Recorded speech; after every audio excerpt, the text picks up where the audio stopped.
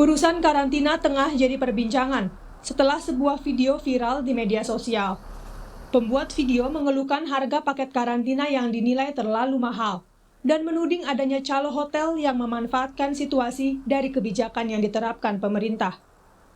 Namun tudingan calo ini dibantah Komandan Satgas COVID-19 Bandara Soekarno-Hatta. Pihak Satgas Bandara menegaskan penumpang memilih sendiri paket karantina dan tidak ada permainan harga karena semua telah masuk ke dalam sistem. Memilih jadinya di sana itu tidak transaksi harga, tapi memilih mana yang para penumpang itu pilih apa, bintang 3, bintang 2, bintang 4, bintang 5. Jadi kita tidak bisa memainkan harga, walaupun ada harga tertinggi dan harga terendah, itu penumpang yang memilih. Harga hotel untuk repatriasi sebenarnya telah ditetapkan oleh BNPB. Untuk masa karantina 10 hari, harga batas bawah adalah 6,75 juta rupiah dan batas atas 21 juta rupiah. Sementara untuk masa karantina 14 hari, harganya berkisar 9 juta rupiah hingga 26,5 juta rupiah. Harga ini bervariasi untuk hotel bertaraf bintang 2 hingga bintang 5. Soal tarif hotel ini juga menjadi sorotan DPR. Wakil Ketua DPR Sufmi Dasko Ahmad meminta pemerintah tidak membebankan biaya karantina bagi warga yang tiba dari luar negeri karena alasan bekerja. Sebaliknya, warga yang baru pulang dari liburan luar negeri bisa dibebankan dengan harga tinggi agar masyarakat berpikir ulang ketika akan meninggalkan Indonesia. Kan tidak semua orang di Indonesia ini kaya. Ada yang kemudian mereka pulang dari luar negeri itu kan karena bekerja, bukan jalan-jalan. Kalau yang jalan-jalan mungkin kemudian supaya juga yang jalan-jalan nggak terlalu banyak, ya boleh dikasih kemudian fasilitas yang berbeda dengan yang kemudian bekerja, karena supaya kalau yang kerja itu kan supaya tidak memberatkan. Kalau bisa dianggap subsidi silang, nah supaya juga yang jalan-jalan sementara juga menahan diri kan gitu. Satgas Penanganan COVID-19 kembali menegaskan karantina terpusat yang dibiayai pemerintah hanya diberikan bagi para pekerja migran Indonesia, pelajar yang telah menamatkan studi di luar negeri, dan ASN yang baru kembali dari penugasan luar negeri. Sementara WNI yang tidak termasuk kriteria yang disebut, dipersilahkan menjalani karantina di tempat akomodasi karantina atau hotel yang mendapat rekomendasi dari Satgas Penanganan COVID-19, bekerja sama dengan Perhimpunan Hotel dan Restoran Indonesia.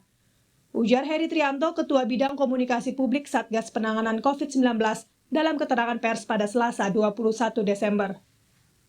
Pemerintah menegaskan tengah mempertimbangkan untuk memperpanjang masa karantina dari yang semula 10 hari menjadi 14 hari jika kasus aktif Omikron semakin meluas. Masyarakat kembali diimbau untuk lebih bijak dan menahan diri tidak bepergian selama masa libur Natal dan Tahun Baru. Jangan sampai terlena karena COVID-19 masih ada. Tim Liputan, Kompas TV.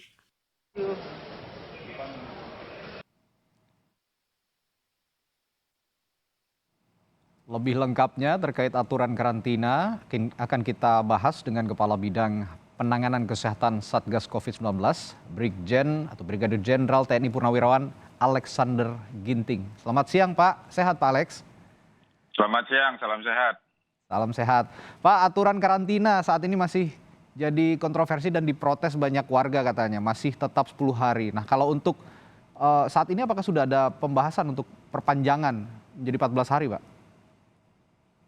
Jadi prokes pelaku perjalanan luar negeri ini sebenarnya kita bisa baca di surat edaran Satgas nomor 25 tahun 2021. Jadi kalau kita lihat di sana itu ada yang membahas tentang asal kedatangan pelaku perjalanan dan kemudian juga di situ membahas tentang jenis pelaku perjalanan luar negeri. Ini dua hal yang menjadi komponen utama di dalam pengaturan perjalanan tersebut. Kalau kita lihat dari prokes tersebut, memang di situ dikatakan siapa yang boleh masuk ke Indonesia, siapa yang tidak boleh. Bagi warga negara asing yang dari negara terjangkit, seperti Afrika Selatan, Botswana, Mozambik, Zimbabwe itu memang tidak boleh. Tapi bagi warga negara Indonesia boleh masuk, tapi 14 hari. Nah, di luar negara-negara terjangkit ataupun negara-negara luar lainnya, maka itu 10 hari.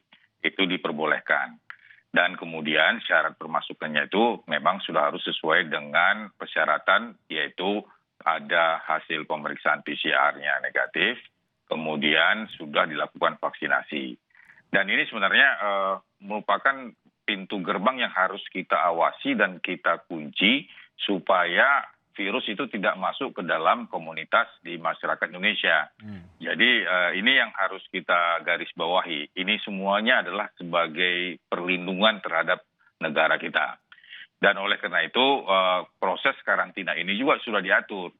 Jadi bagi mereka yang pekerja migran, tenaga kerja Indonesia, kemudian mahasiswa, pelajar, dan termasuk juga pegawai negeri yang dinas luar negeri, ini diatur ketentuannya untuk karantina di tempat yang sudah disiapkan oleh pemerintah. Tempat itu misalnya di Wisma Pademangan, di Pasar Rumput, itu sudah diatur. Dan kemudian juga untuk warga negara Indonesia lainnya yang jalan-jalan dan kemudian oleh karena bisnis ataupun oleh karena keperluan lainnya, ini juga sudah disiapkan oleh pemerintah yang disebut dengan hotel karantina. Dan ini hotel karantina juga variabelnya juga cukup luas dan bisa menampung berbagai kelompok masyarakat. Ya. Dan ini juga sudah ketentuan sesudah verifikasi Kementerian Kesehatan dan Dinas Kesehatan Daerah untuk mengatur apakah ini layak atau tidak. Jadi sebenarnya ini sudah melalui berbagai pengkajian agar karantina ini bisa berperan untuk mengunci agar virus yang masuk ke dalam pelaku perjalanan luar negeri tersebut tidak bisa lolos masuk ke dalam negeri. Ya, Pak Alex, ini kan Anda katakan memang ini ada jenis-jenis perjalanan khusus yang karantinanya ditanggung oleh pemerintah, ada yang tidak begitu. Nah, yang jadi soal apakah aturan ini sudah disosialisasikan kepada para pelaku perjalanan luar negeri sebelum mereka berangkat, sehingga mereka tahu konsekuensinya jika kembali ke tanah air, saya ini akan dikategorikan perjalanan luar negeri yang ditanggung pemerintah karantinanya atau tidak begitu? Sebenarnya bagi mereka yang tenaga kerja Indonesia, pekerja migran Indonesia, ini mereka sudah paham. Sudah paham. Baik. Termasuk juga pelajar, mahasiswa, dan kemudian ASN yang dinas di luar. Nah, kemudian memang ada masyarakat umum lainnya yang memang karena jalan-jalan memanfaatkan libur akhir tahun. Dan juga memanfaatkan karena kita sudah di PPKM level 1 dan 2, dan pemerintah memang tidak melarang untuk libur. Tetapi yang harus diingatkan kepada mereka adalah bahwa kendati pun liburan keluar, kita masih dalam situasi pandemi. Kendati pun kita sudah vaksinasi 2 kali, bukan jaminan kita ini kebal.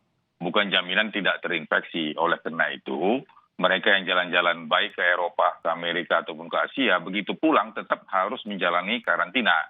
Karena vaksinasi bukan berarti jaminan dia bebas virus. Jadi dalam karantina itulah terjadi pengamatan apakah dia ini orang yang bergejala atau tidak, orang yang sudah terinfeksi atau tidak, dan kita mengkarantinakannya itu sesuai dengan masa inkubasi. Artinya peraturan itu sudah ada tertulis sebelum mereka jalan berangkat ya, Pak ya, untuk yang liburan ini?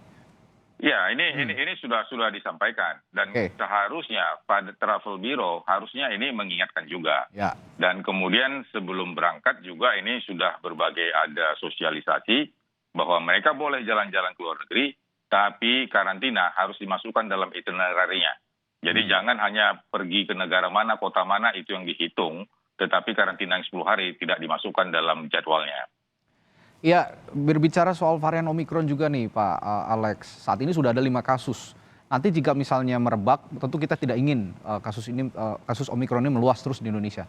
Namun antisipasinya jika nanti memang meluas begitu Omikron di Indonesia, ada penambahan masa karantina dari 10 atau ke 14 hari atau seperti apa? Ya, yang pertama dulu kita mengamati bahwa ada yang negara-negara sudah terjangkit. Sudah ada terjadi transmisi di komunitas. Seperti Inggris misalnya, walaupun vaksinasinya sudah lengkap, sudah baik infrastrukturnya, tapi masih terjadi transmisi sehingga terjadi kenaikan kasus. Bisa saja Inggris akhirnya kita katakan sebagai negara terjangkit, sehingga tidak mungkin kita bisa memberi visa kepada mereka warga negara asing yang datang ke Indonesia. Sebelumnya ada 11 negara. Oleh karena itu juga kita harus mendengarkan laporan dari WHO bagaimana perkembangan negara-negara lainnya. Dan sampai saat ini sudah ada 90 negara yang melaporkan kasus Omikron itu sudah ditemukan. Tetapi ada sejumlah 15 negara yang melaporkan sudah terjadi transmisi. Oleh karena itu pemerintah nanti dengan rapat koordinasi antar lembaga, antar kementerian terus mengkaji negara-negara mana nanti yang akan harus ditolak visanya. Tetapi untuk warga negara Indonesia tetap harus diterima, tetap dengan catatan mereka akan dilakukan karantina 14 hari. Dan pengkajian ini juga tidak tertutup untuk dilakukan juga lakukan perancangan karantina sampai 14 hari dan ini tergantung dinamika infeksi dan penanggulangan di negara-negara luar. Ya, yang jadi perhatian juga Pak Alex, ada pelaku perjalanan dari 11 negara yang berkaitan dengan varian Omikron. Bagaimana Satgas COVID-19 menangani para pelaku perjalanan dari 11 negara ini? Sepanjang dia itu warga negara asing dari 11 negara tersebut, maka visanya ditangguhkan sementara. Dan ini sudah sesuai dengan surat edaran Dirjen Imigrasi Kemenkumham. Tetapi bagi warga negara Indonesia, ini tetap harus bisa kita terima, tetapi di samping dia harus karantina 14 hari, tes PCR-nya 3 kali 24 jam, dan tes PCR ulang saat ketibaan harus dilakukan. Kemudian juga tes PCR pada hari ke-13, dan sampel PCR yang positif wajib dilakukan whole genome sequencing. Jadi artinya karena dia warga negara Indonesia, kendati pun dia dari negara yang terjangkit, ya kita harus tetap melindungi warga negara kita. Baik. Nah, kemudian juga bagi warga negara Indonesia misalnya selama masa karantina ditemukan dia bergejala dan kemudian hasilnya positif, tentu hasil PCR-nya, sampelnya akan diperiksakan whole genome sequencing. Dan tentu bagi mereka yang positif akan dipindahkan dari ruang karantina ke ruang isolasi. Ya. Jadi masyarakat juga harus diperjelas apa bedanya karantina dan apa bedanya isolasi. Jadi semua yang sakit, semua yang positif, masuknya adalah ke isolasi, seperti di Wisma Atlet. Ya, Pak Alex, kembali ke biaya karantina yang sempat diprotes oleh beberapa warga yang melakukan perjalanan luar negeri, terutama mereka yang liburan nih Pak. Karena tadi juga disebut Pak Alex bahwa yang liburan ini tidak ditanggung negara dan harus menjalani karantina di sejumlah hotel. Ini apa tanggapan dari Pak Alex terkait imbauan untuk tidak memberatkan masyarakat terkait biaya karantina ini, khususnya untuk yang liburan dari luar negeri? Sebenarnya yang liburan dari luar negeri, saya yakin bahwa biaya hotel mereka, biaya jalan-jalan mereka jauh lebih tinggi cost-nya, unit cost-nya dibandingkan dengan paket karantina 9 malam 10 hari tersebut. Karena paket 9 malam dan 10 hari tersebut yang sudah disetujui dari berbagai rapat koordinasi, ini semua dengan kelas yang berbeda. Dan kelas yang berbeda ini dalam rangka untuk bisa mengakomodir seluruh kepentingan masyarakat. Contohnya, bahwa ada yang 2 star, ada 3 star, ada 4 star, ada 5 star, ada luxury. Jadi setiap orang ya bisa memperhitungkan bagaimana minimum rate yang mereka mau ambil dan maksimum rate yang mereka mau pilih. Jadi sebagai contoh misalnya yang normally ya 3 star itu kan sekitar 7,7 juta minimum rate dan maksimumnya itu adalah 9,175. Dan di dalam ini sebenarnya sudah termasuk makan 3 kali sehari, kemudian sudah ada 5 pieces laundry, transportasi dari bandara, kemudian 2 kali PCR test, dan semua room rate ini tidak room only. Jadi sudah meliputi juga dengan fixed cost-nya hotel, termasuk electricity, air condition, kemudian amenity yang ada di kamar, termasuk juga untuk air panas, air dingin, dan kemudian juga refrigerator, kemudian juga kalau dia mau minum kopi, mau minum teh, itu sudah disediakan sebagaimana hotel sudah menyediakan selama ini. Jadi kalau kita lihat dan kita bagi misalnya 3 star ya, itu 7,7 juta minimum rate-nya. Kalau kita bagi 10 hari itu sekitar 7,7. Padahal banyak yang 3 star itu 600.000 per hari hanya memberikan breakfast. Tapi ini sudah memberikan di luar breakfast, termasuk lunch, termasuk juga dinner. Demikian juga dengan ongkos-ongkos biaya lainnya yang disiapkan oleh hotel. Dan Anda meminta mereka yang punya biaya perjalanan luar negeri untuk liburan lebih tinggi, ini bisa paham terkait kondisi seperti ini tuh, begitu Pak Alex. Namun ada terkait dispensasi karantina untuk pejabat eselon 1 di sisi lain nih Pak Alex. Bisa ada pengurangan durasi dengan pertimbangan urusan dinas katanya. Apakah benar seperti itu? Ya, jadi seperti kita ketahui bahwa pejabat setingkat eselon 1 ke atas untuk pergi ke luar negeri juga itu izinnya susah.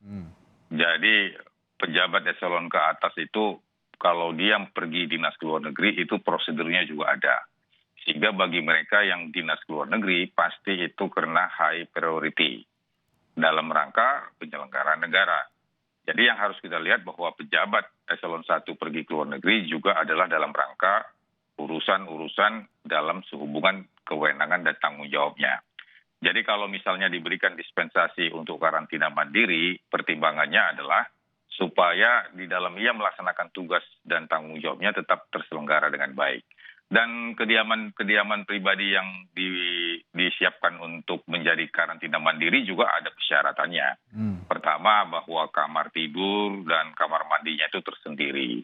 Ya. Kemudian tidak terjadi kontak erat terhadap anggota keluarga di rumah. Artinya tidak ramai penghuninya. Dan kemudian tidak ada kontak fisik dengan individu lain. Dan ada petugas pengawas karantina dan tim surveillance yang akan mengawasi selama 10 hari. Dan kemudian juga ada laporan dari hari ke hari apakah dia jatuh sakit atau tidak. Dan termasuk juga hasil PCR pertama dan hasil PCR Tapi, yang ke Pak Alex, 9.